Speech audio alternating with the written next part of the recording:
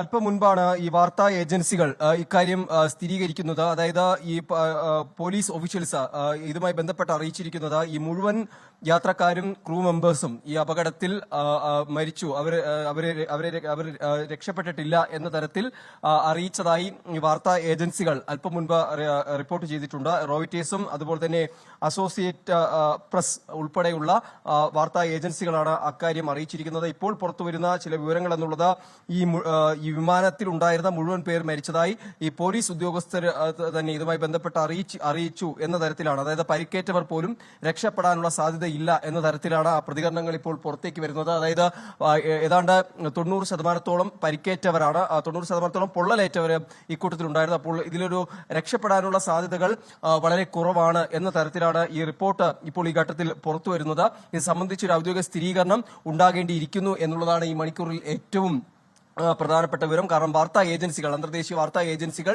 ഇക്കാര്യം സ്ഥിരീകരിക്കുന്നുണ്ട്. അവർ സ്ഥിരീകരിക്കുന്നത് പോലീസ് വൃത്തങ്ങളിൽ നിന്ന്, അല്ലെങ്കിൽ പോലീസ് തന്നെ ഇക്കാര്യം നേരിട്ട് അറിയിച്ചു എന്ന തരത്തിലാണ് ഇക്കാര്യം അറിയിക്കുക. അതായത് സിറ്റി പോലീസ് മേധാവി തന്നെ ഇക്കാര്യം അറിയിച്ചു എന്നാണ് അസോസിയേറ്റ് പ്രസ്സും ഇതുമായി ബന്ധപ്പെട്ട് ഇപ്പോൾ അറിയിച്ചിരിക്കുന്നത്. അഹമ്മദാബാദ് പോലീസ് ഇക്കാര്യം സ്ഥിരീകരിക്കുന്നു. മുഴുവൻ യാത്രക്കാരും ക്രൂ മെമ്പേഴ്സും ഈ അപകടത്തിൽ മരിച്ചതായാണ് ആ വിവരം പങ്കുവയ്ക്കുന്നത്. പരിക്കേറ്റവർ പോലും രക്ഷപ്പെടാനുള്ള സാധ്യത ഇല്ല എന്ന തരത്തിൽ പ്രതീക്ഷ പൂർണ്ണമായി ഇതുമായി ബന്ധപ്പെട്ടുള്ള ആ പ്രതീക്ഷകൾക്ക് മങ്ങലേൽക്കുന്ന തരത്തിലേക്കാണ് ഇപ്പോൾ ഈ വിവരങ്ങൾ പുറത്തുവരുന്നത് എന്നതാണ്. കാരണം പരിക്കേറ്റ നിരവധി പേരെ ഇത്തരത്തിൽ അഹമ്മദാബാദ് ആശുപത്രിയിൽ പ്രവേശിപ്പിച്ചിരുന്നു.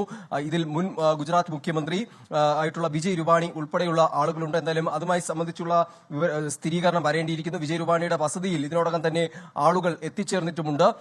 എന്തായാലും ഈ നിലവിൽ ഈ പോലീസ് പങ്കുവയ്ക്കുന്ന വിവരപ്രകാരം, അഹമ്മദാബാദ് പോലീസ് പങ്കുവയ്ക്കുന്ന വിവരപ്രകാരം മുഴുവൻ പേരും മരിച്ചതായാണ് പറയുന്നത്. ഇത് വാർത്താ ഏജൻസികൾ, റോയിറ്റേഴ്സും അസോസിയേറ്റ് പ്രസ് ഉൾപ്പെടെയുള്ള അന്തർദേശീയ വാർത്താ ഏജൻസികൾ ഇക്കാര്യം സ്ഥിരീകരിക്കുന്നുണ്ട് എന്നുള്ളതാണ്. മറ്റൊരു കാര്യം എന്നുള്ളത്, ഈ വിമാനം ഇടിച്ചിറങ്ങിയത് ജനവാസ മേഖലയിലാണ്. 2 കെട്ടിടങ്ങളെയാണ് ഇത് സാരമായി ബാധിച്ചിരിക്കുന്നത്. 2 ഡോക്ടർമാരുടെ ഹോസ്റ്റലിന്റെ 2 പ്രധാന കെട്ടിടങ്ങളെ ബാധിച്ചിട്ടുണ്ട്. അതിൽ ഒരു കെട്ടിടം ഇത്തരത്തിൽ സാരമായ നാശനഷ്ടങ്ങൾ കെട്ടിടത്തിൽ ഉണ്ടായി. 5 വിദ്യാർത്ഥികൾ മരിച്ചതായും ഉള്ള വിവരങ്ങൾ പുറത്തു വരുന്നു. അപ്പോൾ അത്തരം കാഷ്വാലിറ്റീസ് സംബന്ധിച്ചുള്ള കാര്യങ്ങളിൽ ഒരു വ്യക്തത കൂടി ഈ ഘട്ടത്തിൽ വരേണ്ടതുണ്ട്. കാരണം ജനവാസ മേഖലയിലേക്ക് സ്വാഭാവികമായും ഒരു വിമാനം ഇടിച്ചിറങ്ങുകയും അത് ഇത്തരത്തിലൊരു തീഗോളമായി മാറുമ്പോൾ അവിടെ എന്തൊക്കെ തരത്തിലുള്ള ആളപായം സൃഷ്ടിച്ചിരിക്കും എന്ന സംബന്ധിച്ചുള്ള ആശങ്കകൾ നിലനിൽക്കുന്നു. ഈ അപകടം ഉണ്ടായതിനു പിന്നാലെ അത്തരമൊരു ചോദ്യങ്ങൾ തന്നെയാണ് ഉയർന്നത്. ആ ഹോസ്റ്റൽ കെട്ടിടം പൂർണ്ണമായും തകർന്ന നിലയിലാണ്. ഒപ്പം ഈ വിമാനത്തിന്റെ ലാൻഡിംഗ് ഗിയർ ഉൾപ്പെടെ ഈ ഹോസ്റ്റൽ കെട്ടിടത്തിന്റെ ഉള്ളിലാണ് അത് കണ്ടെത്തിയിരിക്കുന്നത്. അപ്പോൾ ആ ഒരു സാഹചര്യം കൂടി ഈ അപകടത്തിന്റെ പശ്ചാത്തലത്തിൽ നിൽക്കുന്നു. അപ്പോൾ